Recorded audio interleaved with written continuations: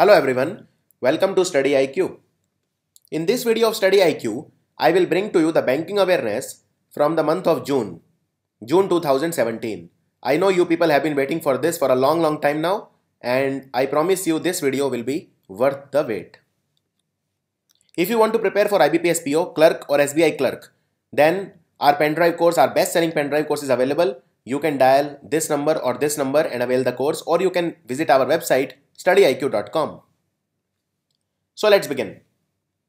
Reserve Bank of India, it has said that mis-selling is an offense. It has finally accepted it. Mis-selling will now be considered as a violation of the law. But what is mis-selling?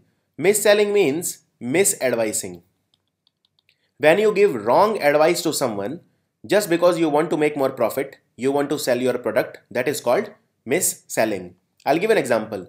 So what typically banks do is that they have a huge customer base, huge consumer base, right? So they tie up with the insurance companies, which is called bancassurance. Now what is the advantage of the bank in this? They sell the products of the insurance companies, they sell insurance policies, and these insurance companies, they pay them a commission or a profit, a share of their profit. That is how both these benefit. Insurance companies benefit because they can sell more products through banks' huge consumer base, whereas the banks, they make commission. Now what happens sometimes is that the customers, they are duped of money because they come to banks and they want to invest, they want to, let's say they want to keep some deposit or they want to loan some money, but banks sometimes are indulged in mis-selling. That is, they give wrong advice to the consumer so that they can sell products like mutual fund scheme and insurance policy. All this will be considered a violation of the law. It is an offense. This RBI has said in absolutely certain terms, unequivocally, unambiguously. And you know that we in India have a concept of ombudsman. In 1995, the banking ombudsman scheme came into effect in India. Please note that to bring ombudsman, the concept of ombudsman, Reserve Bank of India, it amended the 1949 Banking Regulation Act Section 35A to bring ombudsman, and it actually came into effect in 1995. Now banking ombudsman is a person who listens to the grievances of the consumer and then punishes the banks. Please note, banking ombudsman does not charge anything from you. 0 rupees is charged. Okay. Now some things that you need to understand is that post demonetization, what happened? On 8th of November 2016, 8th of November, Narendra Modi announced that 500 rupee notes and 1000 rupees notes will be demonetized. They will be rendered invalid. And after that, there was a huge boost to the electronic and mobile payments, that is the digital payment, because there was a scarcity of the notes, big notes in the market. So people were forced to use Paytm and all these mobile wallet, and there were huge increase in the mobile payment and electronic payment services. Keeping this in mind, Reserve Bank of India has included in its amended scheme that in case of any grievances, if you have any grievances, you can lodge a complaint against the bank or its non-adherence to RBI's instructions, for its non-adherence to RBI's instructions on mobile banking and electronic banking services in India. So basically, now what they are trying to do is they are trying to make digital safer, because lot of people in India, they are still paranoid, suspicious about online payment. That is why Reserve Bank of India has said that even if you are mis-selling something, that is considered a violation. And anything regarding mobile payment, anything wrong you notice, simply take the help of ombudsman. And banking ombudsman will now look into complaints related to delay or failure of online payments or fund transfers and unauthorized electronic payments or fund transfer. So the digital payments are also being made a part of banking ombudsman, because let's face it, banking ombudsman was started in 1995. That time there was no concept of online payment. That is why new rules have to be written with time. Now Reserve Bank of India, it has also said, now this is very important, it has also amended the compensation limit. It has in fact boosted the compensation limit. It has increased the compensation from 10 lakh rupees to 20 lakh rupees. So the compensation liability for the banks has been increased. The maximum compensation limit has been increased from 10 lakh rupees to 20 lakh rupees, keeping in mind the demand of the today's times. Please also note, when you file a case against a bank, or when you take help of a banking ombudsman, there is a lot of mental pain that you have to bear. There is loss of your precious time also. You incur a lot of expenses also. There is mental agony, mental harassment, a lot of time is wasted. That is why the banking ombudsman will also give up to 1 lakh rupees to the complainant because of his loss of time, expenses, mental and physical harassment, sometimes in the sense that you have to run from pillar to post. So in that sense, you can say there is some level of harassment. One more thing, this amount 10 lakh rupees to 20 lakh which they have done, this will not include the complaint about a transaction amount. For example, let's say you want to file a complaint against a bank ABC. There has been a 10 lakh rupees fraud. So you go to banking ombudsman and you complain to the ombudsman about the bank, misdemeanor of the bank. So banking ombudsman tells the bank, you pay this customer 20 lakh rupees. Now this 20 lakh does not include this 10 lakh. Bank has to return your this 10 lakh plus 20 lakh rupees will be there. So this compensation does not include the fraud amount or the complainant's complaint amount. So that is why the banking laws have been made more stringent. And why do we need to make banking laws more stringent with time? Because we are moving towards a digital India. Our dream is financial inclusion. So if our dream is financial inclusion, then therefore we need to win the confidence of the people. Otherwise people will not wake up to the online payments. So what is our target? We want to create a digital economy by 2022 of $1 trillion. And this was announced by our Minister for DEITY, that is Department of Electronics and Information Technology. His name is Ravi Shankar Prasad. Ravi Shankar Prasad is also our Minister for Law. So two important portfolios he has. One is Department of Electronics and Information Technology, and second is the Ministry of Law.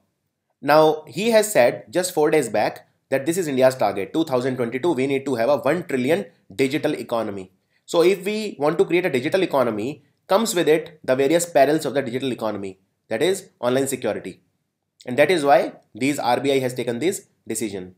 Now another thing you remember that 2022, why this year is important? Because this year is a deadline for a lot of schemes. Like we are having the housing scheme of Pradhan Mantri Modi, that is 6 crore houses will be built in total rural and urban area. So 4 crore will be built in the rural area and then 2 crore houses will be built in the urban area in this affordable housing scheme by Pradhan Mantri Modi. And these 6 crore houses will be built till 2022. So deadline is again 2022. Also, Pradhan Mantri Modi wants to double the income of farmers, and for that the deadline year is again 2022. So that is why 2022 year is quite important. Now let's talk about something that is extremely important, and I talked about it in my last video also little bit. That is prompt corrective action. Prompt means fast corrective action. If something is going wrong, you can do the course correction. So what exactly this is? So see, if a bank keeps on making losses, that is keep on accumulating non-performing assets, and you know that let's say if a bank gives a loan of 100 crore rupees to me, okay, and in next 3 months, that is 90 days, I neither pay any principal amount or any interest on this 100 crore rupee, then it will be called a non-performing asset. So typically we take the time limit as 90 days for it to be considered a non-performing asset. Now you know that the non-performing assets in the public sector banks, they have crossed 12%. Clear? And the non-performing assets in the public and private sector banks combined has crossed 9% in India. This is huge. And therefore, RBI, what it does is, let's say if there is a bank, so let's say IDBI Bank. Now IDBI Bank is it is literally bleeding money. It is making a lot of losses because of non-performing assets and twin balance sheet problem. Now IDBI Bank, it wants to open more branches. Is it a wise thing for RBI to let it open more branches, considering the fact that there is not efficient processes, there are not efficient processes in the bank, and it will make even more losses if it opens more branches? So RBI can prevent the bank from opening more branches, number one. Number two, it can stop the bank from sharing of profit, that is dividends. Third, it can put a cap on the lending capacity of the bank, that is it will put a limit on how much the bank can give the loan to prevent the accumulation of non-performing asset and twin balance sheet problem. For example, it can also, RBI also has the power to cut the director's salary. So these are some of the prompt corrective action to make sure that the bank does not accumulate the non-performing asset. Now, I'm not saying that all these prompt corrective actions, they are actually very useful. To give you an example, Indian Overseas Bank.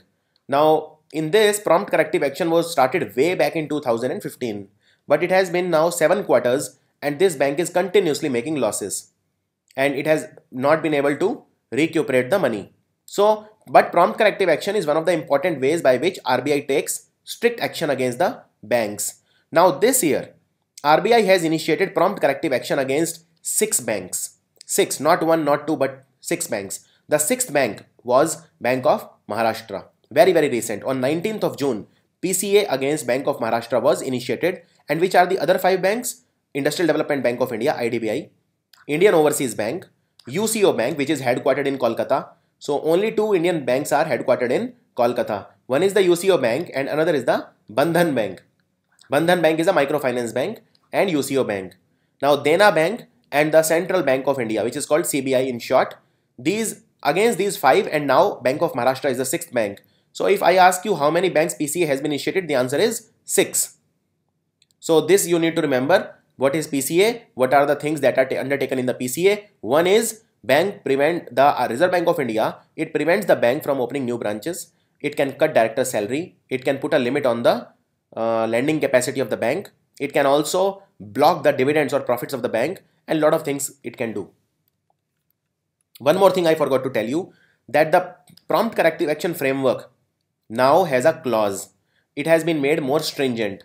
So earlier in April, that is April 2017, Reserve Bank of India said that even after taking a prompt corrective action, if the bank does not show any improvement, then it could be either merged or taken over by other bank. Now, which government scheme recently crossed 50 lakh subscribers? The government informed that 54 lakh subscribers are there for this scheme, and this is called Atal Pension Yojana. It is called Atal because it is named after Atal Bihari Vajpayee, the former Prime Minister of India. Atal Pension Yojana means scheme. Now, what is this scheme? If you are between the age of 80 and 40, you can avail this scheme provided you have a bank account. So this scheme is open to all the bank account holder. And the pension will start. You will start getting pension after you turn 60 years old, not before that. And the pension can be anything from 1000 rupees to 5000 rupees. That depends on which of the plan you have subscribed to.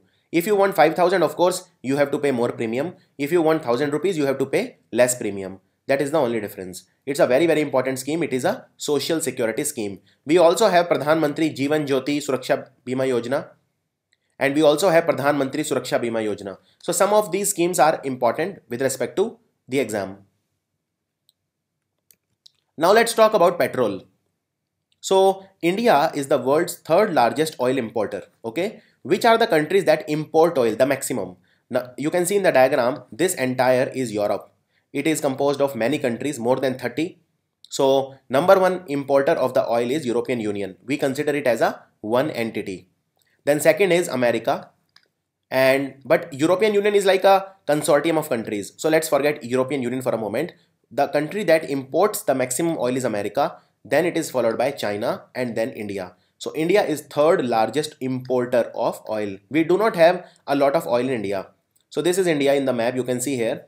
In India, we have oil at Bombay High in Maharashtra, Digboi in Assam, and a handful of other places only. In fact, we only have 20% availability of oil. For 80% oil, we have to import. 80% of all the petrol, that is crude oil that is used in India, is imported from the countries, mostly from the Middle Eastern countries like Saudi Arabia, Qatar, Iran, Nigeria, these countries. Now, please also note that all these countries which export oil are part of OPEC, Organization for Petroleum Exporting Countries. India is good friends with most of these countries. And now for the first time in the history, what has happened is India has started to buy oil from United States of America. And first shipment will be delivered in October 2017. For that, Indian Oil Corporation is buying from now America. It has bought a cargo, that is a ship, that will be delivered petrol in October 2017. Now, if you look at the map carefully, this is India, this is Middle East, and this is US, okay? Northern America, this is Canada, this is America, and then this is Mexico. So the distance is more. If we buy from America, the distance will be more, right? It has to take this route only. But it can also come from this side. But again, whether you come from this side or you take this side, distance is huge. But America said that we will provide it as at a very low cost. Therefore, they are providing it at a very cheap price. So the transport expenditure, even if included, it will be almost same as what we buy from the Middle East. Now we are buying petrol at a price of $47 per barrel. $47 per barrel means for 159 liter. In one barrel we have 159 liter, we are paying $47. So America is also providing at almost the same price. Now one question you will ask me immediately is that I said here America is the biggest importer of oil, right? So if it is importing oil, how can it export the oil to India? That is because the goalposts have shifted now. America is not the America of yesterday. America started some 3 years back extracting its own oil, which is called shale oil. It's slightly different to the crude oil that is available in the Middle East and countries like Venezuela, but it is as good as the crude oil. So America is now one of the biggest producers of oil. That is so much so that America has started exporting oil now. But coming to the moot question, why is India buying from America? That is the main question. Even if the price is competent, aren't we happy to buy from Middle East, that we have to buy oil from America? No, it is a compulsion. And I'll tell you what is the compulsion. So there are two things. One is called trade deficit and one is called trade surplus. See, for having good relationship with a country, we should buy and we should sell, right? That is, we need to import something and we need to export something. From America, we import less and we export more. So we are profitable, no? If we are selling to a country more than we are buying, that is, we are in a profit. That is called trade surplus. With America, our surplus is more than $20 billion. And Donald Trump, of course, does not like it. So when Modi went to America, there were talks that from Trump that he wants to balance the trade. That is, he is not happy because America has a trade deficit with India and India has a trade surplus. So that is why India needs to buy something from America now to have that balance. It's a smart strategy from Modi because see, ultimately for the same price we can buy from Middle East, we can buy from America. Now if we buy from America, Trump will also be happy because his trade balance with India is the trade deficit will decrease, and we ultimately have to buy oil from someone. So why not buy oil from America? So it's a good strategy by Modi, and it's a good way to also reduce the trade deficit of America and make Trump happy, because we have many advantages of being a friend of America. So that is the reason, because we have a trade surplus with America. Now we also have a trade deficit with certain countries like China. In fact, our trade deficit with China is more than $60 billion. That is 3 times. But still, we are hostile with China. That is why one of the biggest weapon that India has right now with China is trade, because China can never afford to lose trade with India. And that is why we can use this trade deficit that we have with China for, forcing China on various issues. But again, our external affairs ministry and our government right now does not have that sort of a political will, or they lack the courage to confront China. Because if you ask the experts, what is the biggest advantage that India has right now? What is the one weapon? Because China has a trade surplus with India. India has a trade deficit with China. That is our biggest weapon. So I told you that it is a smart move by Modi, because that is a trade deficit that America has with India. We have a trade surplus of this much amount, and 80% oil we buy. So India has recently bought 2 million barrel of petrol, crude oil from North America. Crude oil is the general term. From this we can make petrol, we can make diesel, we can make kerosene, we can make, a lot of things we can get from crude oil. We can get LPG gas also from crude oil. Now please note, India has bought 2 million barrel from North America, and this is the variety of the oil. 1.6 million is US Mars crude and 400,000 barrel is the Western Canadian Select. So don't pay attention to this variety of crude oil. And please also note that we will also have a refinery at Paradip in Odisha where this oil will be processed. Now this does not seem very smart, because I am assuming that most of the oil will come through this route from America to India. So if it is coming through this route, then it has to go all the way to the eastern part of India, where Odisha is there, right? It could have been done in they could have used some refinery at the western coast. Now, oil prices have been decreasing continuously. 3 years back, they were around $140 per barrel, that is for 159 liter. Now it is only $40, $47 for 159 liter. That is, the oil prices have reduced by 75%. But still we are paying the same. In Delhi, for example, 3 years back, the petrol was around 67 rupees per liter. Now it is 66 rupees per liter. So why hasn't the price of petrol reduced 75%? Tell me the reason. Reason is this: because the government, the international prices decreased, but government puts lot of taxes, especially two. One is the excise duty and one is the VAT. So they increase the price to make more money, to collect more taxes. And this money the government uses for various schemes, for building infrastructure, building roads, if it wants to develop fast. In fact, some of these institutions have said, multilateral institutions, that 1 to 1.5% of India's GDP extra this government has been able to achieve because of the petrol prices. And why oil prices went down? This was because of the various factors. So in economics, we have something known as supply and demand. The demand of petrol did not increase and the supply kept on increasing because most of these countries, they did not put a check on the production of crude oil. In fact, America used to buy oil. Now America has its own oil. So America did not add to the demand, but it added to the supply. So more supply.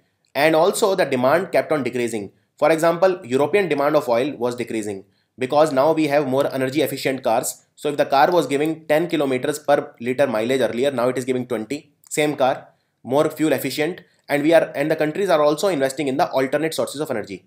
Like for example, solar energy, wind energy, electrical energy, nuclear energy. One other important thing in Europe is that people are using more the public infrastructure like the metro, train, etc. That has also reduced the dependence on the cars. It is very costly to keep cars. And the demand from importing countries like India, China and Japan, it has not increased. It is static. And the demand from Europe has declined. So supply has increased because of America, it is producing shale oil. And a lot of these countries are producing oil in bulk. So demand has decreased. That is why prices crashed. It has been crashing. And Saudi Arabia also has a role because Saudi Arabia went for a price war. Because Saudi Arabia is a rich country. But the countries like Venezuela are not very rich. So Saudi Arabia knew because it has deep pockets. So it can take a loss also. It went for a price war and countries like Venezuela, their economy completely collapsed. In fact, Venezuela, which is a part of South America, 65% of the economy depends on the prices of oil. And that is why the economy of Venezuela has completely collapsed in the last 3 years. So these were some of the reasons. Now I told you that we have not been able to get the benefit of the declining global oil prices. Why? You can see here. 16th June, government bought, this is very latest, I'm showing you, $47 per barrel, that is 159 liter. So what is the cost of petrol for the government? Only 19 rupees per liter. And you are paying how much? 65 rupees per liter. Why this increase? You can see here, 21 rupees 50 paisa almost, it has put additional excise duty. This is put by the central government. And look here, 14 rupees it has put VAT. So 21 plus 14, that is 35 rupees extra you are paying just excise duty and VAT. So you can add, this is 19 plus 35, this is like almost 54, and some more taxes, it costs 65. So when the oil prices were high in the Congress government time, $140 per barrel, the excise duty and VAT was low. That is why the prices were low. Not international prices, the same price we were paying 65. Now the prices have reduced, global prices, so government has put more excise duty and VAT to make more money so that they can build more infrastructure. Also, one is infrastructure, then another is government is saying we are funding the social security schemes like Atal Pension Yojana, Pradhan Mantri Suraksha Bima Yojana, Pradhan Mantri Jeevan Jyoti Bima Yojana and so on. And another argument that the government gives is that if we don't make petrol costly, then the people will start using it. We want to reduce the consumption. Because if everybody starts using petrol, there will be a lot of pollution. And India is a party to COP21 Paris Agreement. So we need to reduce the greenhouse gas emission. Another thing that the government says is that if we increase the consumption of petrol, then we will need to buy more petrol from the European countries. So we will have a negative balance of trade. And as such, India has a negative balance of trade. So this will only accentuate our problems. So that is why these are some of the arguments that the government gives. Now let's talk about another important thing. So I told you that Reserve Bank of India is trying its best for the people to feel safe. Now let's say I have an account in SBI Bank. Okay. Suddenly I receive a message that 10,000 rupees has been deducted from my account. There has been a transaction of 10,000 rupees. Now I didn't do it, right? I didn't do it. So there is some kind of unauthorized transaction. Unauthorized means without my permission. I don't know about it. So it might be a problem with the system. It might be a problem with the bank, or it might be a problem with me. Now you will ask, how problem with me? Let's say I go to a cyber cafe. I use a public laptop or public computer and I don't log out, and somebody else does a transaction from my already logged account. I know it's a stupid thing, but it can happen, and there have been cases like that. So what will happen? Or if I lose my mobile phone, and in my mobile phone there are a lot of apps which are already signed in, like Paytm, and there is unauthorized transaction. So Reserve Bank of India, what it has done is it has tried to protect the consumer, because it wants to make the people feel safe when they do electronic payment or online transaction. So they have introduced the concept of zero liability and limited liability. You will have zero liability if you inform the bank within 3 days, and you will have limited liability if you inform the bank within 7 days or after 7 days. How? Let me explain to you.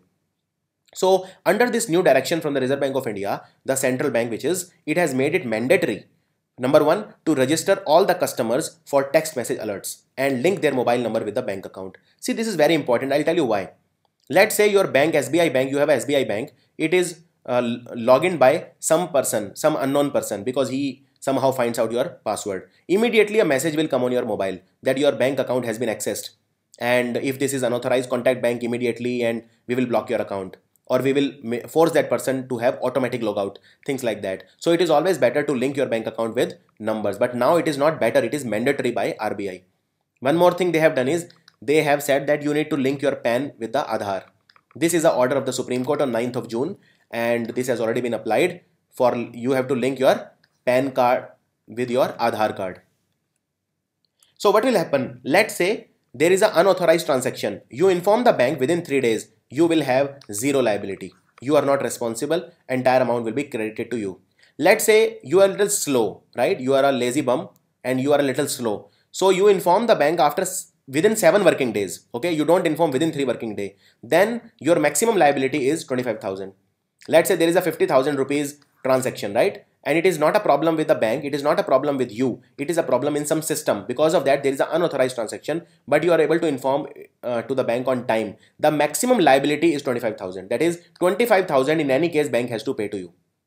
But that is also the maximum, I'm telling you. Now what will happen if you inform the bank after 7 days? So then there will be an inquiry. So and as I said, these rules will be applicable only for a third party breach, where the deficiency or the mistake is either is neither of the bank or nor of you. It is only somewhere in the system or a third party breach.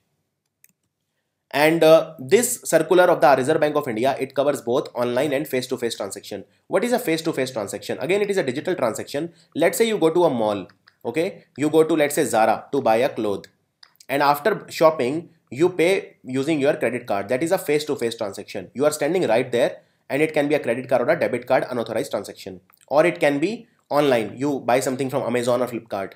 So anything done using electronic payment methods, you will now have zero or limited liability, depending on when you inform the at what point are you able to inform to the bank.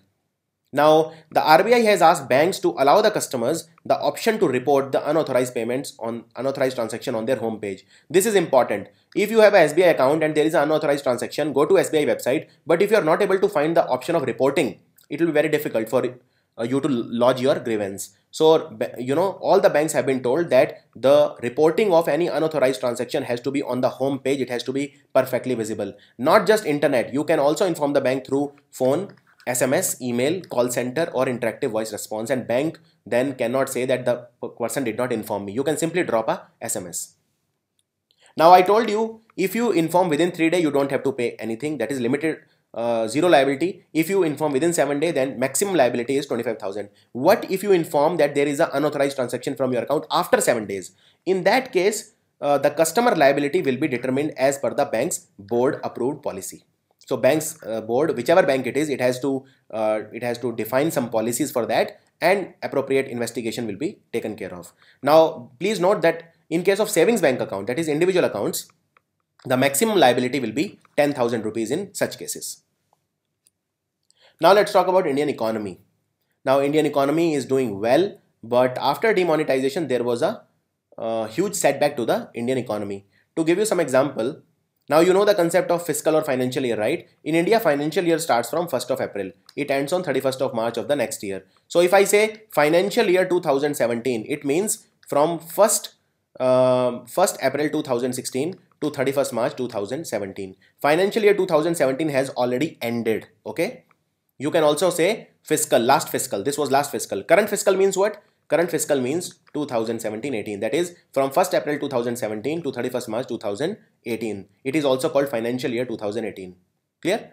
Now, Indian economy, how much it will grow? So, after demonetization, what happened?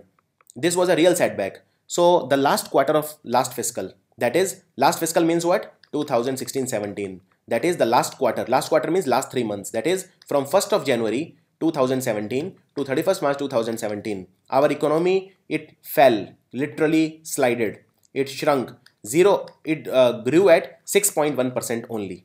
Clear? This is lowest since the last quarter of 2013-14. That is the last financial year 2014, the last 3 months of Congress government. It was below this. But otherwise, for the last 3 years, now Indian economy has grown more than 6.1%. So this was the lowest in last 3 years. So because of demonetization. Now, according to a report by BMI Research, it is a financial company.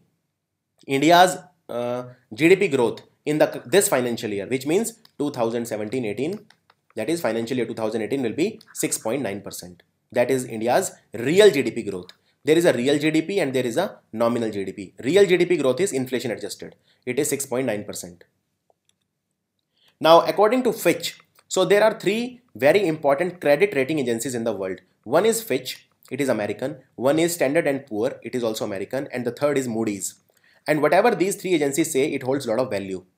So Fitch rating said that because of demonetization, India's economy slowed down to 6.1% in the last quarter of the fiscal that ended March 31 or the financial year 2017, registering the slowest growth since the last quarter or 4th quarter of financial year 2014, that is 2013-14. Now, what about GDP now? Fitch has said that because of recapitalization, see, because of demonetization, there was shortage of money in the economy, right? So the capital was less. Now recapitalization has been achieved. In fact, Reserve Bank of India said last week that 83% of Indian economy has been recapitalized, that is, money is again available. So because of recapitalization, India's GDP will again grow at a good pace. So Fitch has said that this current year we will grow by 7.4% and next year we will grow 7.6%. What is Reserve Bank of India saying? Reserve Bank of India is saying that our gross value added growth, GVA growth, will be 7.3% in the current fiscal or current financial year 2017-18, financial year 2018. And the National Council of Applied Economic Research, earlier it said we will grow at 7.3% in the current financial year, but now it has improved its projection for India's economic growth. They said we will grow by 7.6%. That is as per the National Council of Applied Economic Research. And one more thing, you know that the GVA growth is of course always less than the gross, is always less than the economic growth. So it has said that our GVA, gross value added at basic price growth, will be 7.3%. So in the question, if they say what is our GDP growth as per NCERT, then it is 7.6%. If they say what is GVA growth, gross value added at basic price growth, then it is 7.3%.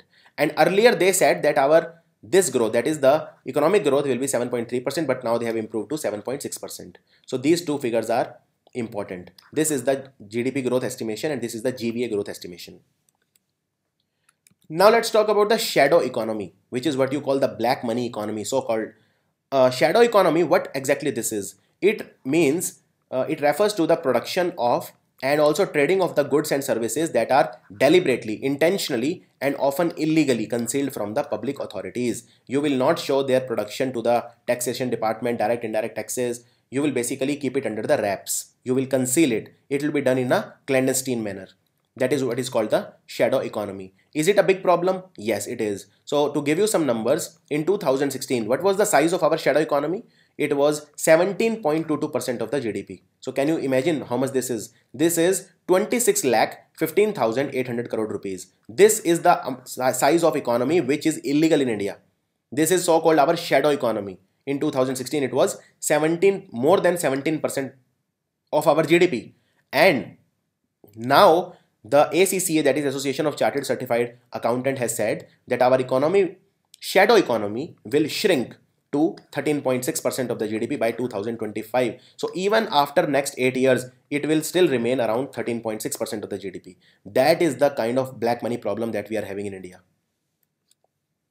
What is the World Bank's forecast for India? World Bank has said that in the current fiscal, that is the current financial year 2018, we will grow at 7.2%. That is the World Bank's projection. And International Monetary Fund, it has said that India's GDP growth will be again same. So from World Bank also 7.2%, International Monetary Fund also 7.2%. And World Bank and IMF, they both are called Bretton Woods twins because they were established as part of the Bretton Woods system. They are called Bretton Woods twins and both are headquartered in Washington DC. IMF chief is Christine Lagarde. She is the chief of IMF. And IMF and World Bank, they both are dominated by America and European Union. What will be our GDP projection by the United Nations? So United Nations had a report which is called the World Economic Situation and Prospects Report. According to United Nations, our GDP will grow 7.3% in 2017 and 7.9% in 2018. So for their, their projection for 2018 is much higher, 7.9%. Now, one difference here is that this is not financial year 2018. This is 2018, okay? Financial year 2018 will be written like this. This is from 1st January to 31st December 2018. So they are not projecting in terms of the financial year that we follow in India. That is just a chronological number, the so-called the bookish number 2017. So in 2017 we will grow 7.3% and in 2018 we will grow by 7.9% as per the United Nations. Now let's talk about Asian Development Bank. What is our GDP growth projection according to Asian Development Bank? It is 7.4%. This fiscal, see the word now is fiscal. So it is 2017-18 and 7.8% next year. So it is 2018-19. Clear? So Asian Development Bank is a bank which is dominated by Japan and United States of America. Now please note this bank is headquartered in Manila and India is the 4th largest shareholder in this bank. Number 1 is Japan, then America, then China and then India. India is the 4th largest shareholder in this bank which is dominated by Japan and US. Since Japan and US dominate this bank and they both are our good friends, so we get lot of loans from ADB. If I ask you what was the India's growth rate in last fiscal, that is the fiscal that has just ended or the financial year that has just ended on 31st March 2017, it was 7.1%. India's economy grew at 7.1% despite growing 6.1% in the last quarter of the last fiscal. That shows that we were growing at a really good percentage. Let's say the demonetization did not happen, then we would have probably achieved 7.5 or more. But now we grew 7.1% in the last entire 1 year, that is financial year 2017. And Asian Development Bank, it has also provided a loan of $275.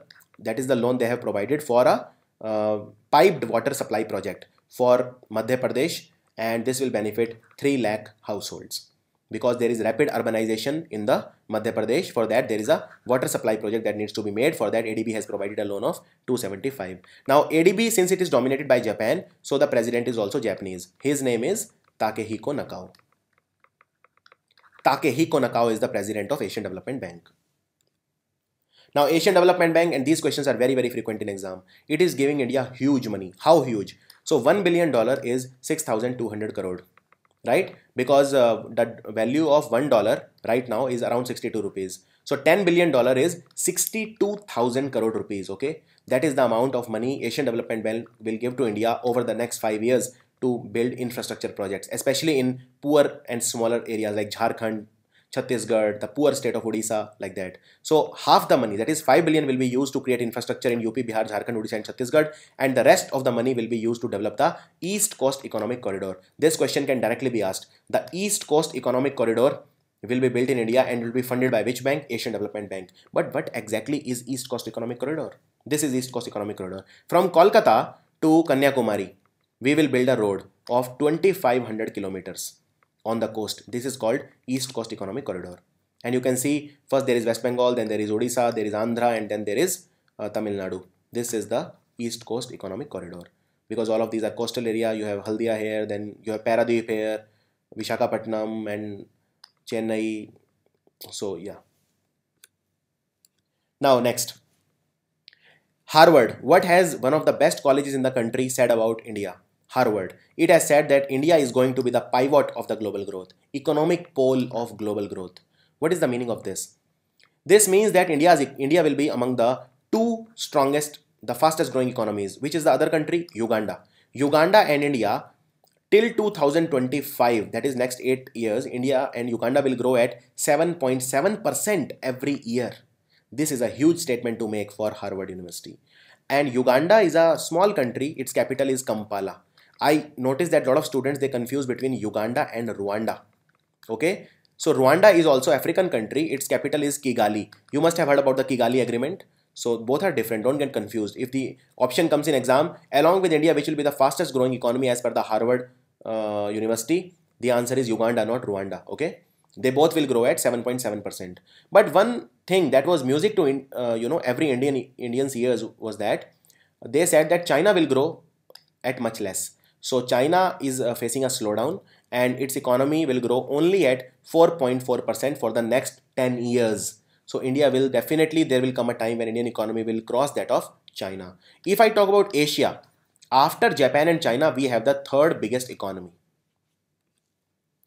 Now let's talk about Swiss Bank. So if I open an account in Swiss Bank, is it illegal? No, it's not. It's just like any other bank. You can simply open an account in Swiss Bank, no problem. Problem is if you stash black money, then that is a problem. Now, but now that this thing has happened, we have signed automatic exchange of information. Okay, automatic exchange of information, AEOI agreement with the Swiss National Bank. So like we have Reserve Bank of India, Central Bank, they have Swiss National Bank, and it will provide us all the information about the money stashed there. That is what the government has done to make sure that the less and less money is stashed in the Swiss Bank. Now India has slipped to the 88th place, which is very good. We need to slip further because this means that we are depositing less and less money in the Swiss Bank. Now we have slipped to 88th place and United Kingdom remains on the top. So of all the money that is there in the Swiss banks, all the Swiss banks put together, okay, only 0.04% of the money is Indian money. That is the money which is officially held by the Indians with the banks in Switzerland accounts for only 0.04%. Okay, so keep that in mind. Now how we have improved. So in 2014, this 88th position is for 2016, right? So in 2014 we were 61. Then in 2015 we slipped to 75, again very good, and then now we have slipped to 88 and maybe slip further. But it was not always the case. In fact, till 2007 we were in the top 50 countries in the world, in the money hoarded in the Swiss bank. That is the kind of black money we had. In fact, in 2004, right after the Atal Bihari Vajpayee government went and UPA 1 came, we were 37th place, which is highest ever.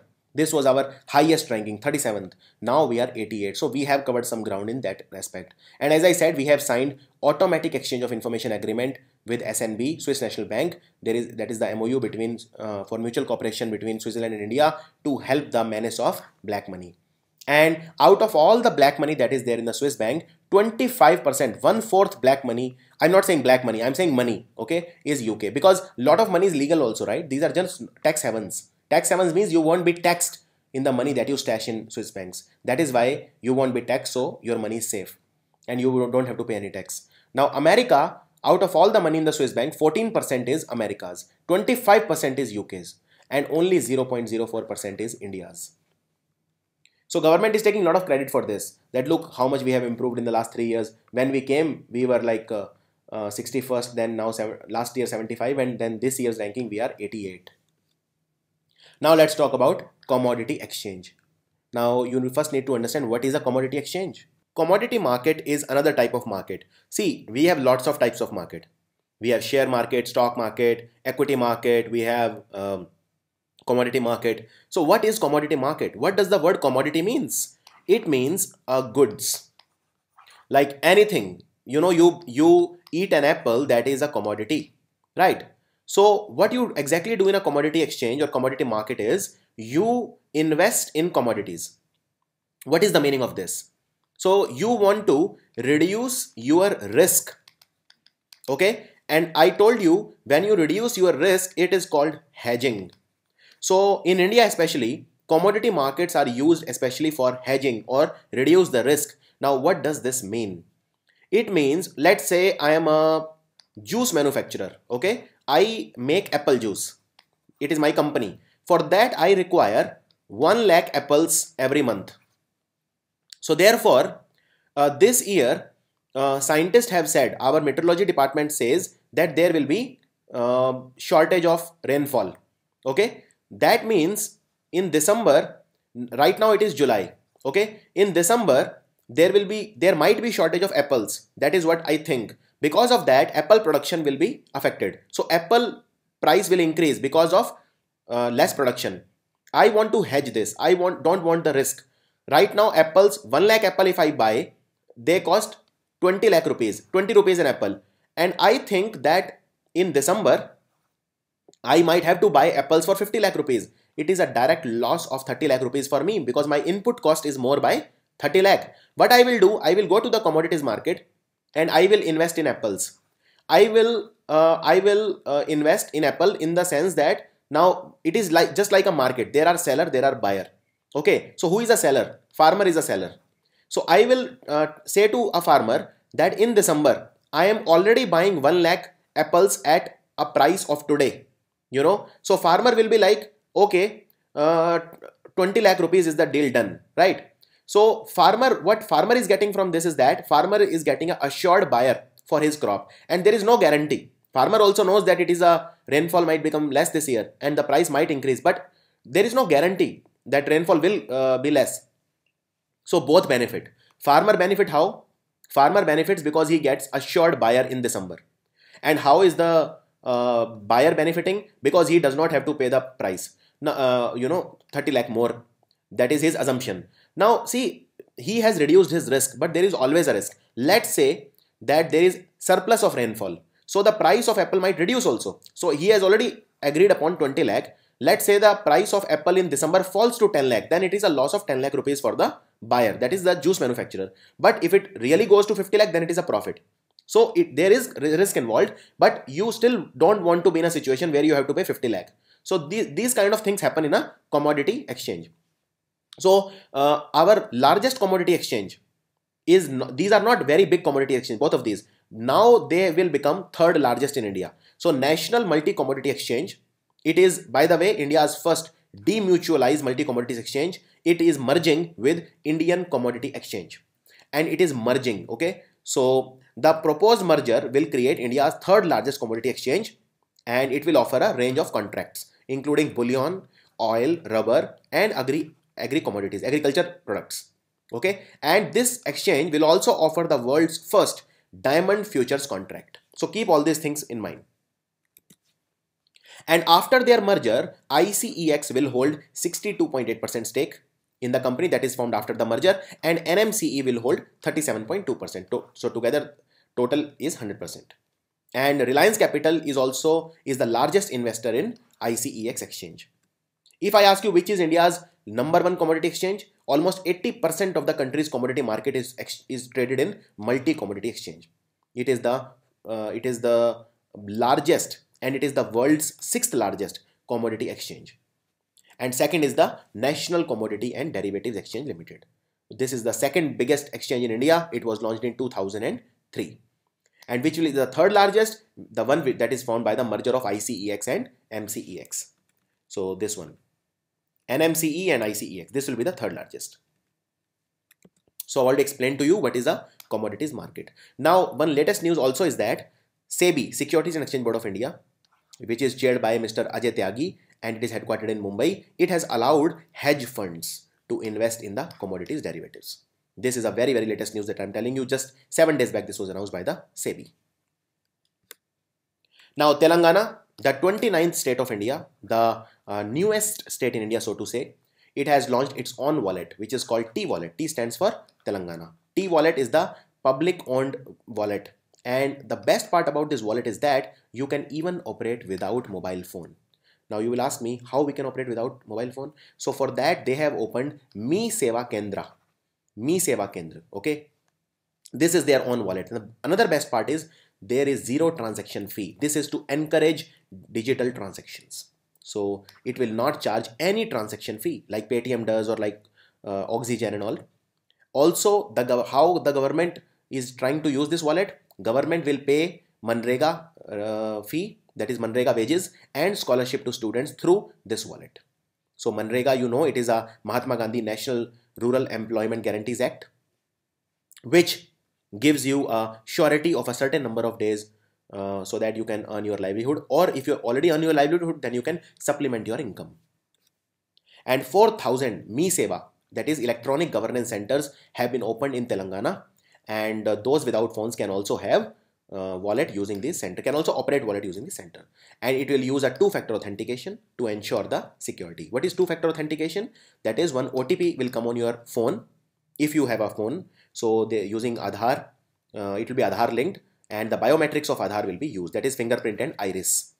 And you can do a maximum transaction of 1 lakh for eKYC, and non-eKYC, if you have not done know your customer verification, then you can do 20,000. Just like Paytm. Paytm also has same limit. For non-KYC 20,000, and for KYC done it is 1 lakh rupees. Now India, it has become third largest aviation market in the domestic traffic. Do Indians, do they travel a lot by airlines? Yes, they have crossed Japan now in domestic. So I'll clear your confusion. See, number one in the world is America. Nobody can catch. Then China. Okay, these two are far ahead of everyone, both in domestic and domestic plus international. So I will tell you, in domestic, America number one, China number two, third is now India, and fourth is now Japan. So India has overtaken Japan. But domestic plus international combined, USA number one, China number two, first two are the same. Then we have Japan, and then we have India. So what is India's target? To overthrow Japan in domestic plus international also. So if you go by the data, which is by the Center for Asia Pacific Aviation, CAPA, it is that in 2016, how many people? So 719 million and 436 million. That is 43 crore people in China and 71 crore people. I mean, see, the population of US is not 71 crore. It is just half of it. But this is the total number of flights that were taken. And India, total only 9.7 crore. This is Japan, and India 10 crore. So India has overtaken Japan. India is now at the third spot when it comes to domestic traffic. But when it comes to domestic plus international, India is still fourth.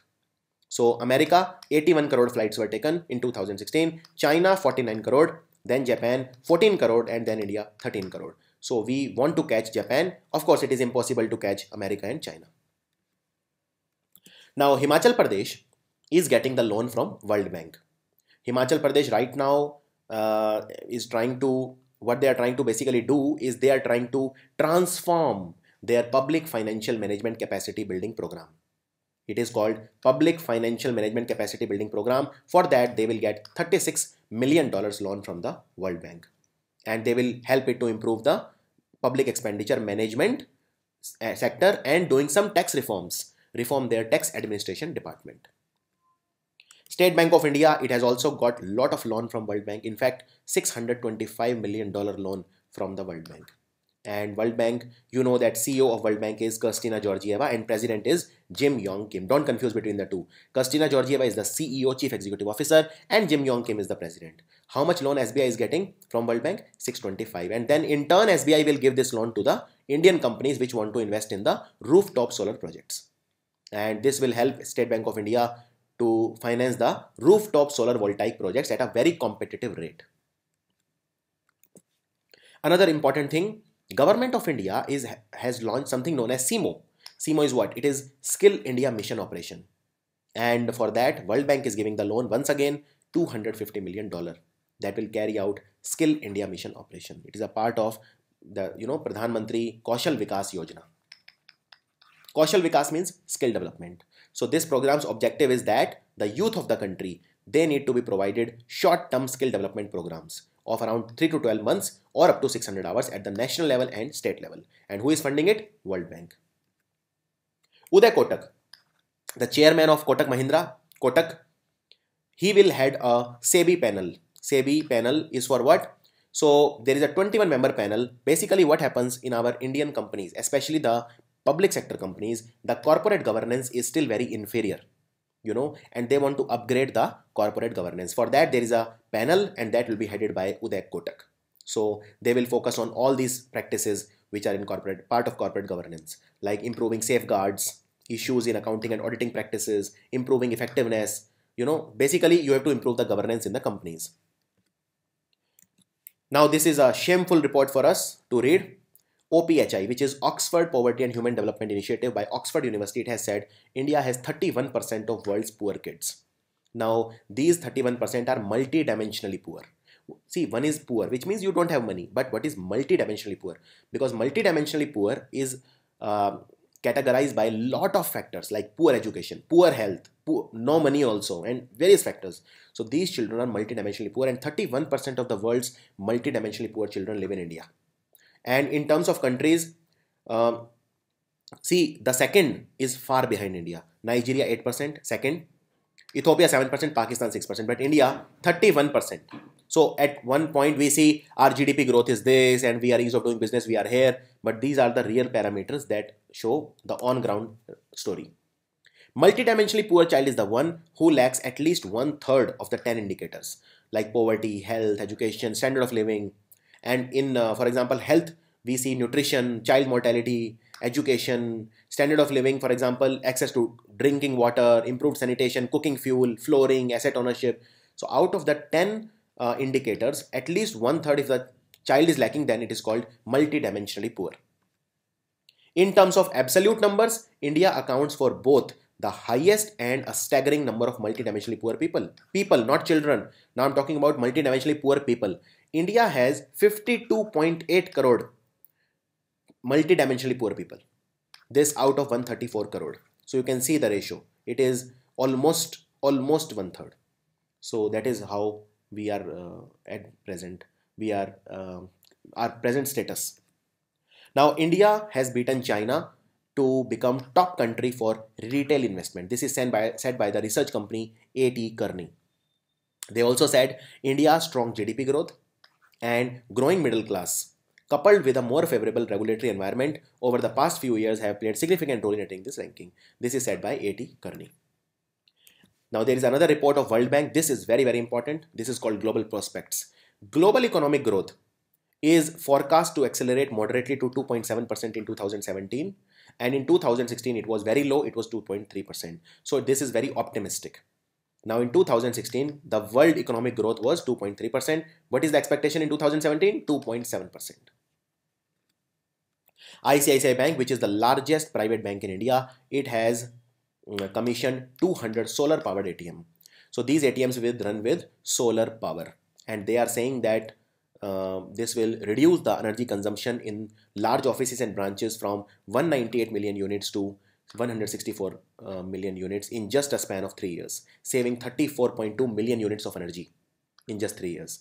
And this will also reduce our carbon footprint, and also this energy which they have saved, 34.2 million units, is sufficient to light up 42,000 rural households. And ICICI Bank was the first responsible for making first digital village in India, which is Akodara village in Sabarkant in Gujarat. Now let's talk about National Stock Exchange. By value, National Stock Exchange is number 1, and Bombay Stock Exchange is the oldest stock exchange in India, not just India, in Asia. Now, do you remember this? Bombay Stock Exchange, it has launched its own, international exchange, which is called India INX.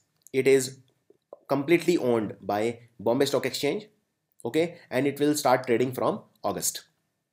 It is, where did they locate it? Since it is international exchange, they have launched it in Gift City, International Financial Service Center, IFSC, which is located in Gift City in Gujarat, Gandhinagar. So India INX was launched by Bombay Stock Exchange, right? And it is the world's fastest international exchange. See, Bombay Stock Exchange or National Stock Exchange, they have two exchanges. One is international, one is domestic. So this is international one because it is in Gift City, which is international city, right? International Financial Service Center. Now, world's fastest international exchange is called INX. What is the time? Response time? Only 4 microseconds. Okay, this is even better than Bombay Stock Exchange, domestic exchange. And the second fastest is Singapore International Exchange, but its response time is 15 times, 60 microseconds. That is how fast India INX is. So when Bombay Stock Exchange has launched their international exchange, NSE was not to be left behind. They have launched their own in the Gift City in Gandhinagar, Gujarat, and this is called NSE IFSC. So now the competition will be between NSE IFSC and India INX by BSE. So NSE IFSC is a fully owned subsidiary of National Stock Exchange of India, again at the Gift City IFSC Center Gift City in Gujarat. And what is Gift City? It is a special economic zone which will host the first ever international finance service center in India. Please also note why the companies want to establish their center in Gift City, because they will get lot of compensation in tax. They will have to pay reduced tax and they will have easy accessibility to foreign currency loans. Now World Bank again. World Bank, in Assam, two very important projects are being done. First is called the Aspire project. What is the full form of Aspire? Assam State Public Finance Institutional Reforms, which is called Aspire project. This is a baby of the Chief Minister Sarbanand Sonowal, and World Bank has approved a loan of $44 million for the same. This is basically to improve the transparency in budget execution and efficiency in tax administration in Assam. And the second project which it is financing is called Assam Citizen Centric Service Delivery Project. And for that, World Bank is giving a loan of 39.2 million USD. This loan will be provided by the IBRD, that is International Bank for Reconstruction and Development of World Bank, and it is basically an international finance institution under the World Bank, IBRD. So what is this project exactly? This project duration is 5 years. Total money that is required is 49 million. World Bank will provide 39.2 million, and the remaining money will be financed by the government of Assam. Now let's talk about two important companies which are merging together. One is the Diwan Housing Group company, which is called Aadhar Housing Finance Limited. This company and DHFL Vyasya Housing Finance Limited. Together they are merging into one, and when two companies merge together, their assets increase, liquidity increases. So 3,300 crore of loan assets will be available after merging, and this will be the assets of the company that is merged for financing affordable housing scheme, in which we want to build 6 crore houses by 2022. Vijaya Bank, it is in news for all the right reasons. It has got not one, not two, but 9 Scotch Awards, and they have also launched their own mobile wallet, which is called VPay Quick app. V stands for Vijaya Bank. VPay Quick app is launched by Vijaya Bank. Vijaya Bank chairman is Samir Kochar, and Vijaya Bank CEO is Mr. Sansi, Kishore Kumar Sansi. It is headquartered in Bengaluru. Why Vijaya Bank was in news is because it wants to develop 100 digital villages. And I told you the first digital village in India was developed by ICICI Bank. And Vijaya Bank's tagline is, a friend you can bank upon. Now India has signed an agreement with Sri Lanka. See, Sri Lanka wants to improve their railways. And who is providing loan for that? India. Now, why a poor country like India will give loan to Sri Lanka? Because in Sri Lanka, China is making huge investment. For example, Sri Lanka owes $8 billion to China right now in principal payment. The total debt Sri Lanka owes to China is $8 billion, and Sri Lanka is not able to pay that. So what Sri Lanka has done, they have given their Hampantota port to China for a lease of 99 years. So China is asserting itself in the Indian Ocean, and China knows that if they want to rule Indian Ocean, they have to take help of Sri Lanka because it is at a very strategic location. That is why Narendra Modi, he went in 2015 to Sri Lanka, and this was very important trip because it was in 28 years that any prime minister went to Sri Lanka. And then he promised that we will give a loan of $318 million to develop Sri Lanka's railway sector. Now Axis Bank. Axis Bank is the third largest private bank in India. It announced biodegradable prepaid gift cards. See, your prepaid card, credit card, debit card, they are all made from plastic, and plastic is always harmful to the environment. Now what they are doing is they have announced biodegradable. Biodegradable means which kind of degrades itself and which kind of deteriorates and becomes a part of nature. So it is not harmful to the environment. This they launched on the occasion of World Environment Day. And the card is made up of biodegradable plastic, not normal plastic, and therefore it will be environmentally very good. So please also note that as per the RBI guideline, the maximum validity of any prepaid card is 3 years. Any prepaid gift instrument, it is 3 years as per the Reserve Bank of India notification of 2014. Now the government of India, earlier any FDI which used to come in India has to be approved by the Foreign Investment Promotion Board. But now Foreign Investment Promotion Board has been abolished by the government of India because there was too much bureaucracy in it. But now the projects that come to India for FDI will be sent to the respective ministries. Now the one risk that is there is that the ministries can delay the projects. So therefore, the government has said that any FDI proposal which is sent to any ministry will have to be approved or disapproved within 60 days. And if at all the projects need to be disapproved, you have to give the explanation. So this is what is said. You need to give the explanation to the Department of Industrial Policy and Promotion, which works under the Ministry of Commerce and Industry. And they also said that there is a single window clearance system to attract more FDI in India, and FIPB has been done away with. Remember that. And also, government has made it very easy, because 91 to 95% of FDI that is coming into India is now by automatic route. It is not coming by government route. And only 11 sectors are now the sectors in which you require the government permission. The rest, all FDI is coming freely. These 11 sectors are like retail, trading, defense, etc. They require government approval. But apart from that, all the other sectors is now by automatic route, and 91 to 95% of FDI is coming through automatic route. And in India, FDI increased in the fiscal year that just ended on 31st March 2017. 9% FDI in India came more compared to the previous year. And if there is any FDI proposal more than 5,000 crore rupees, it has to be approved by the Cabinet Committee on Economic Affairs, which is chaired by a person no less than the Prime Minister of India. Now, let's talk about FDI. India is getting FDI all right. It has got 9% more FDI. But if I talk about global scenario, it is not very good. Now, America, China and India, they are considered to be the most prospective or the most favored destination for FDI. This is predicted by a United Nations Conference on Trade and Development called UNCTAD in its annual report on investment.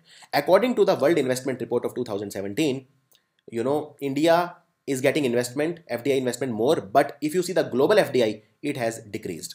So in 2016, it decreased by 2% to this much amount, and this is 2% less than previous year. If you talk about developing country, they were hit very hard. All the developing countries put together, they had 14% less FDI than previous year. And if you talk about the developed countries, they also had less FDI, 11% less FDI than the previous year. So who benefited? Only India and 1 or 2 countries more. Okay, America, still it receives the highest FDI in the world. It attracted $391 FDI. Second is Britain, $254 billion FDI, and third is China, $134 billion. So I hope the entire scenario is clear to you. Across the world, FDI is decreasing. Okay, developing country 14% less, developed country 11% less, but India 9% more. Highest FDI which country? US, second UK, third China. Canara Bank, which is headquartered in Bengaluru, and CEO is Rakesh Sharma. So Canara Bank and the New India Assurance Company, they have entered into a corporate agency arrangement for distribution of insurance products. This is called Bank Assurance. Now Canara Bank will sell the insurance products of New India Assurance Company, and it will benefit from the commission that they will charge. TCS, which is India's largest information technology company, it has announced the launch of an app which is called Bank's App Development Kit. It is actually not an app, it is an app development kit. So if any bank wants to build its app, it can take the help of this IT product, which is called Bank's App Development Kit. And this will help the banks to design their own apps faster and in a seamless manner. Now, 2 important people you need to remember with respect to TCS. The CEO and Managing Director is Rajesh Gopinathan, and Chairman is Natarajan N. Chandrasekharan, who is also the Chairman of Tata Sons. Now, government has launched something which is called Digi Yatra for seamless passage through the airport. See, whenever we go to airport, then there are some problems. Like there are huge lines, check-in problem, delay. And so they want to improve the experience. They want to relieve the passengers from long queues and congestion. That is why now this app has been launched, which is called Digi Yatra. Through Digi Yatra, you can directly do the verification. You can, what will happen when you want to book a ticket, it will be linked to your Aadhaar card. Okay. The goal of Digi Yatra is to digitally link the unique ID such as Aadhaar or passport or PAN card to the booking PNR of the airline. So this will ensure a seamless experience, and the unique ID will be digitally linked to the PNR at the time of booking only. So whenever you are booking the ticket, you have to tell your Aadhaar or passport number or PAN card number, and therefore you can do, you can get a digital boarding pass. So you can straight away go to the boarding gate.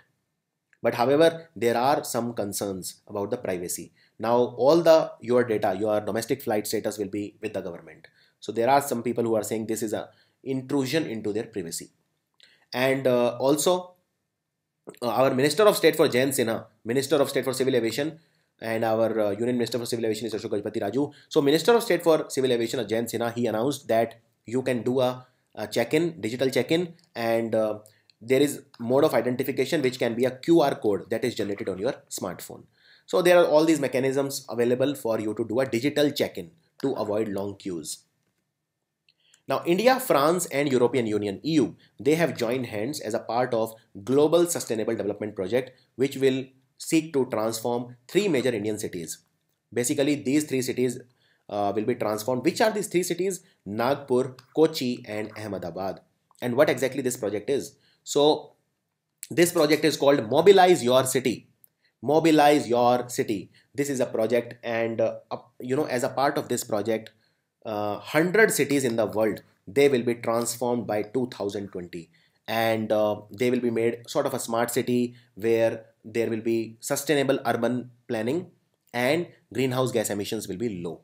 And so India's Department of Economic Affairs and French Development Agency signed a grant facilitation agreement of 3.5 million euros, which will be financed by the European Union under the Asia Investment Facility for implementing the Mobilize Your City initiative. Which are those 3 cities? Nagpur, Kochi, and Ahmedabad. Now they will benefit from with the improved infrastructure with the help of France and European Union. Our Commerce Secretary is Rita Tiotia and our Commerce Minister is Nirmala Sitharaman. So Rita Tiotia said following things. She said that India has become the 7th largest exporter of agri products, which is agriculture products globally. And there is some important data. Goods exports, total exports of India of goods stood at around 276 billion US dollar in 2016. And out of that, 33 billion, which is around 12%, is of agriculture. So therefore, India's agriculture exports, they are the 7th largest in the world. Which are the countries to which India sells its agri produce? Vietnam, UAE, Saudi Arabia, USA, Iran, Iraq, Nepal. These are the major countries for export of food products from India. Let's talk about RBI. See, RBI last year on 8th of November, Narendra Modi announced demonetization. 500 rupee notes and 1000 rupee notes were done away with and new 500 rupee notes were printed. Now, Reserve Bank of India has announced introduction of new 500 rupee currency note. The only difference is the inset letter now will be A. Okay, what is the inset letter?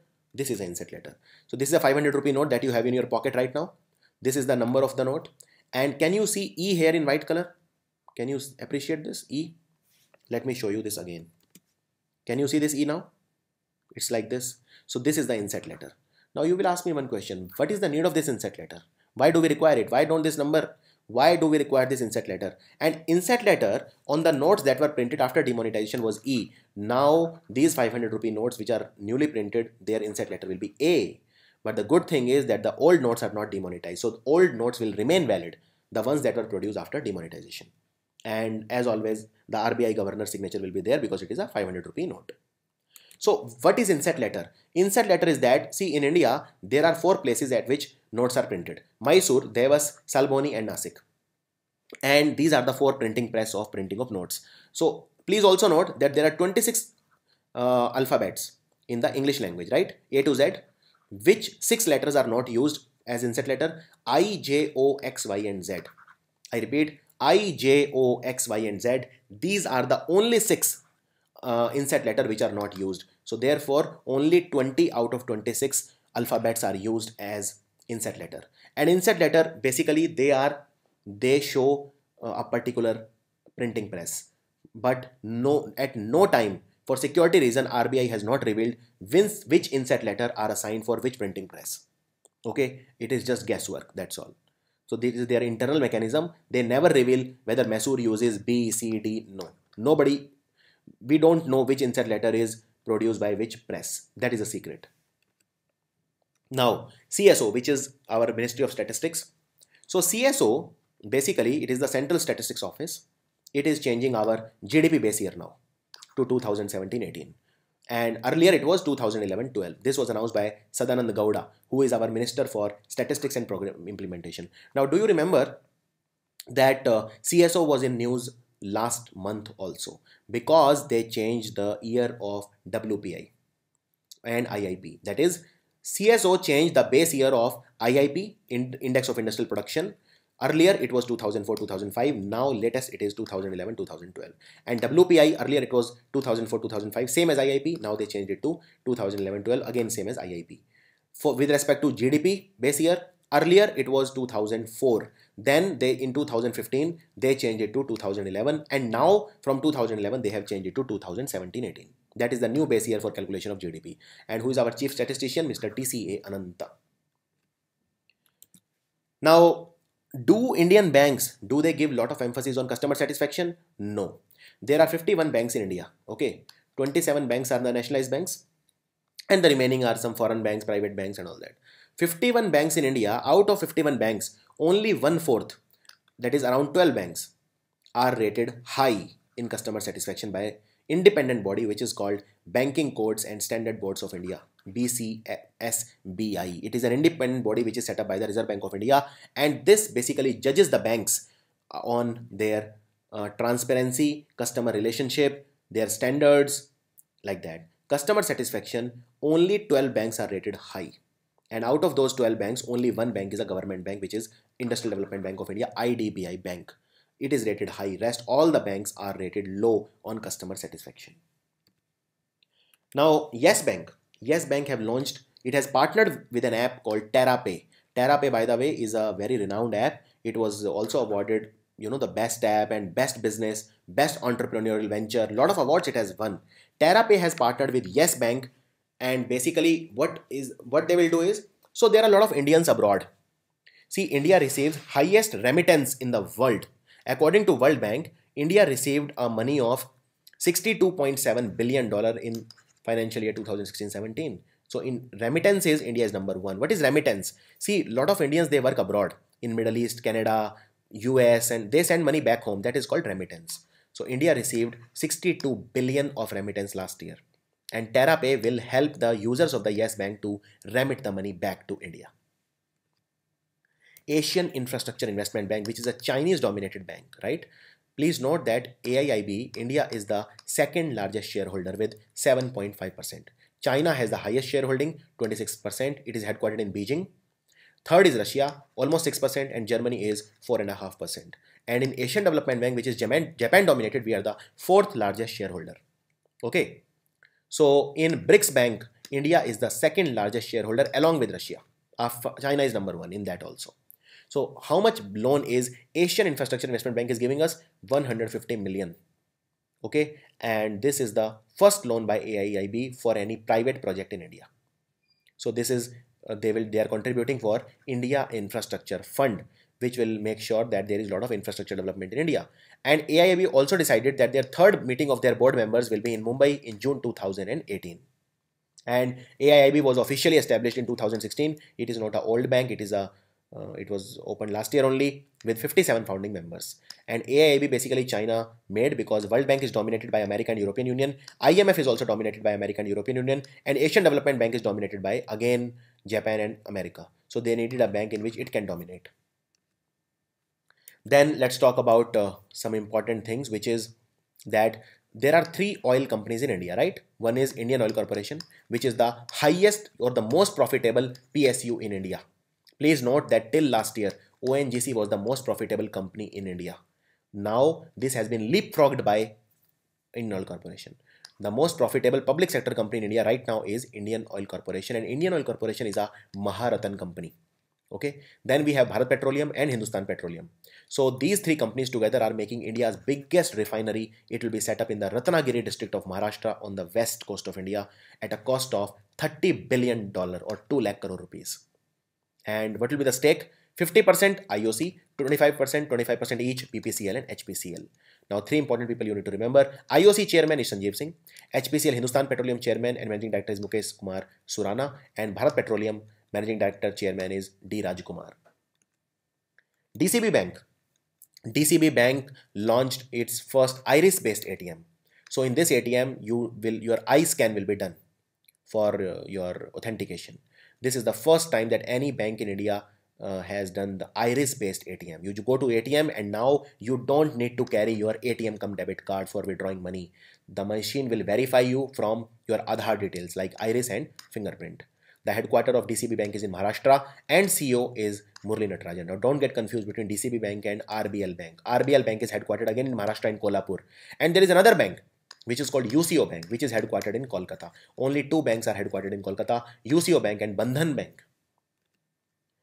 Now, GST has been implemented in India from 1st of July, and there is a GST facilitation cell, so that which is to spread awareness about GST. Any problem anywhere, just contact this cell. It has been set up by the Department of Industrial Promotion and Industrial Policy and Promotion, DIPP, and this will answer your all the queries regarding GST. And who has been made the head for this? It is the economic advisor Shri Sudhanshu Shekhar Das. State Bank of India has partnered with Tirumala Milk Products. It is a south-based company, and it was acquired by Lactalis in 2014. Lactalis is a French company. So this SBI will provide loan to dairy farmers who supply milk, and this will provide easy loans to Tirumala Milk Products. India's current account deficit. What is current account deficit? All the foreign exchange that comes in India and all the foreign exchange that goes out of India, it is the difference between the two. That is called a current account deficit. So our current account deficit, it has narrowed during the last fiscal due to a contraction in the trade deficit. So our trade deficit is a part of CAD, and if trade deficit becomes low, then automatically current account deficit will also become low. So what happened? Our trade deficit was around $130 billion in 2015-16. In the last fiscal, which ended on 31st March 2017, financial year 2017, our trade deficit decreased from 130 billion to 112 billion. And therefore, our current account deficit was 1.1% of the GDP, and then it has narrowed down now to 0.7% of the GDP in 2016 because the trade deficit become low. And as I said, current account is the net difference between the inflow and outflow of foreign currency. And if it is negative, then it is called a current account deficit. If it is positive, it is called current account surplus. Amazon company, the founder is Jeff Bezos. And Amazon, it has bought a company which is called Whole Foods. Whole Foods is a very, very big grocery chain, upscale grocery chain. And they have bought Whole Food for a whopping $13.4 billion. You can multiply it by 6,200 and you will get the amount. Roughly, it is around 85,000 crore rupees. Now, Taj Mahal in India, Taj Mahal Hotel, not the Taj Mahal Monument, Taj Mahal Palace Hotel, you know, it was ransacked by the terrorists in the 26/11 Mumbai attack. It is an iconic hotel and it has acquired a image trademark. What is the meaning of image trademark? Why I have not put the Taj Mahal Hotel photo on this slide is because now it is copyright. I need to take their permission for using their image. It is the first monument in India to be given copyright protection, image trademark. Please also note that the sari with blue strips that Mother Teresa, the saint from Kolkata, she used to wear a sari with the blue strips. That blue stripes sari has also been given copyright protection. It is the first ever sari spiritual institute, of any spiritual leader that has been given a copyright protection in India. Now Meghalaya. The beautiful state of Meghalaya. Meghalaya government has signed 2 memorandum of understanding with State Bank of India. Okay, and these 2 MOUs with the State Bank of India are for their 2. One is SBI ePay, electronic pay, and second is SBI CMP. Meghalaya government will use these 2 facilities of the State Bank of India, SBI ePay and SBI CMP.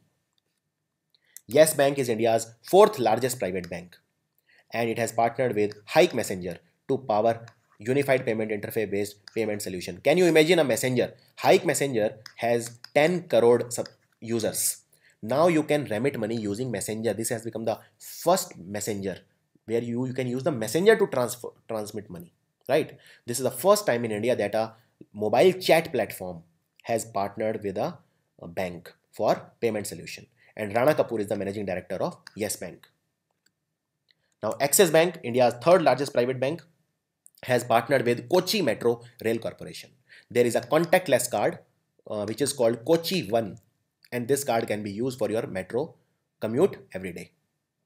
See, whichever contactless card is there, it uses NFC technology. It is called Near Field Communication Technology, which is used by contactless credit card, contactless debit card, contactless cards, and Axis Bank has partnered with National Payment Corporation of India for carrying out these transactions in the metros. It is the EMV contactless card. Now, Pradeep Kumar has been made the chairman of Overseeing Committee. What is Overseeing Committee? See, if any bank, it has stressed asset. So, Reserve Bank of India started S4A scheme, right? Sustainable structuring of stressed asset scheme, so that the non-performing assets become less in the bank. So, if the aggregate exposure of the banking sector to the borrowing entity is greater than 500 crore rupee, then the Overseeing Committee will take a look at that. And this has been given the mandate for carrying out the S4A scheme, and Pradeep Kumar has been made the chairman for that. The Ministry of Finance of India, it has asked the banks and post offices to deposit the junked or the demonetized 500 and 1000 rupees. The date was July the 20th. Okay, and previous date was December 31st, 2016. That was the last date of demonetization, and after that till July now you can submit your demonetized notes to bank. It has been this warning has been given to the post offices also and to the banks also, which were taking back the demonetized note. Now you know that Reserve Bank of India, it has 4 executive director, 4 not executive director, 4 deputy governor. Reserve Bank of India has 1 governor, Urjit Patel, and 4 deputy governor. So 4 deputy governor are BP Kanungo, SS Mundra, NS Vishwanathan, and Viral Acharya. To finance its 24/7 water supply project, the Pune Municipal Corporation has launched its own bonds. These are the India's biggest municipal bonds program, and they want to raise more than 2,200 crore rupees in 5 years through issuing bonds. And very soon the Pune Municipal Corporation has set a big benchmark for other municipal corporations to follow. They have issued their bonds, which are debt instruments. Now there is a scheme which has been started by Ministry of Science and Technology. Our Minister is Dr. Harshvardhan. It is called Scheme Vajra, Visiting Advanced Joint Research Faculty, Vajra in short. Basically Vajra is what? The Indian origin scientists or researcher who are working abroad, they will collaborate with the Indian faculty. So this scheme is very similar to Gyan. The only difference is Gyan scheme is started by Ministry of Human Resource Development, and in Gyan scheme the foreign faculty, they will come to India and they will teach to Indian students. Whereas in Vajra scheme, the foreign teachers will come to India and they will work with the Indian faculty to upgrade their skills and to promote research and development. Scheme is called Vajra. There is a power project in Andhra. Again, World Bank is financing it. It is 240 million loan that is World Bank is given to Andhra Pradesh for carrying out the same. And AIIB is giving a loan of 140 million. So this is for the first time that 2 multilateral banks, big, multinational multilateral banks are providing loan in the ratio of 60:40. 60:40 ratio for Andhra. How much loan is World Bank giving? 240 million for the same project. Asian Infrastructure Investment Bank, which is a Chinese dominated bank, is giving $140 million loan. These questions are very important for your exam. Now let's talk about the fiscal deficit. So you have an income and you have an expenditure. The difference between the two, if your income is less and your expenditure is more, then you will have a deficit that is called fiscal deficit. Now the fiscal deficits of all the states in India put together was only 18,000 crore rupees in 1991. Now it is almost 5 lakh crore rupees. And which states are the worst in that? Rajasthan and Uttar Pradesh. So Uttar Pradesh, its fiscal deficit is 49,960 crore. That is this much money Uttar Pradesh owes to the government central exchequer. And Rajasthan fiscal deficit is 43,150 crore. So number 1 is Uttar Pradesh in fiscal deficit, then is Rajasthan. And this is only bound to go worse. Why? Because now a lot of governments, in fact 4 Indian states have announced complete waiver, loan waiver to the Indian farmer. And these waivers are in the order of 20,000 crore, 30,000 crore. That will be extra burden on the exchequer. Uttar Pradesh, Maharashtra, Karnataka and Punjab. These are the 4 states which have announced the complete loan waiver for the farmers. This will only worsen the problem of fiscal deficit. Now, world's first ATM. Which bank was it? World's first ATM, Barclays Bank in North London. On June the 27, 1967, the first ATM of the world was started, and the first person to withdraw the money from the ATM was the famous actor Rag Varney. In India, the first ATM was launched in 1987 by Hong Kong and Shanghai Banking Corporation, HSBC Bank, headquartered in London. So therefore, 27 June 1967, it completed 50 years. 50 years were completed of this anniversary of using the world's first ATM by Barclays Bank in North London. Swatantra Microfinance, it is a company which is owned by Ananya Birla. She is daughter of Kumar Mangalam Birla, the great industrialist. So Swatantra Microfinance has launched their own app which is called Sathi app. This is basically end-to-end cashless solution service by Swatantra Microfinance. So this was the very important banking awareness video. If you have seen this video, then tell me, Assam has project Aspire, right? What is Aspire for? What is Aspire project trying to do in Assam? Write down in comments and I'll see you next month very soon. Bye.